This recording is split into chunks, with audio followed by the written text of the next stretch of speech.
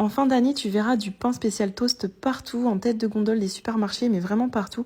Moi, je vais te montrer comment le réaliser toi-même. Et je vais te montrer aussi une petite recette de toast que je fais très souvent. C'est les toasts au saumon fumé avec du fromage frais. Alors, dans le bol du robot, tu vas mettre 225 g de farine, une demi-cuillère à soupe de levure boulangère déshydratée, une demi-cuillère à soupe de sucre et une pincée de sel. Tu vas verser 90 ml de lait, puis tu vas lancer le pétrissage. Et tout en pétrissant, tu verses 50 ml d'eau petit à petit.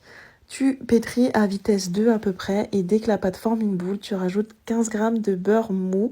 Tu continues de pétrir pendant environ 10 minutes jusqu'à ce que ta pâte soit bien lisse et bien souple. Elle sera encore légèrement collante, tu vas venir la mettre dans un plat, la couvrir d'un film alimentaire et la laisser reposer, la laisser lever pendant 1h30. Après ce temps de repos, tu vas venir la mettre sur un plan de travail légèrement fariné et tu vas former un long boudin de la taille du moule que tu vas utiliser.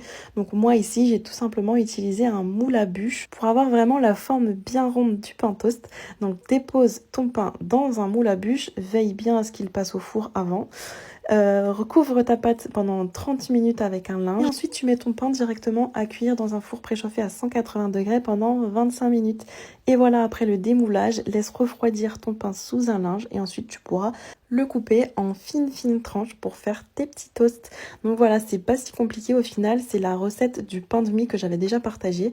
Donc je l'ai juste divisé par 2. Donc n'hésite pas à doubler les dosages si tu veux plus de pain. Ici, avec un pain toast, tu peux obtenir environ 36 petites tranches que tu peux garnir selon tes envies. Donc ici, j'avais mis des petites rillettes de thon et je fais également très souvent les toasts au saumon fumé. Donc tu étales du Saint-Moré sur ton pain, tu rajoutes une belle tranche de saumon fumé. Tu vas venir découper en fines lamelles un concombre que tu vas ensuite recouper en deux pour faire des mini tranches que tu peux déposer comme ça en spirale pour faire joli.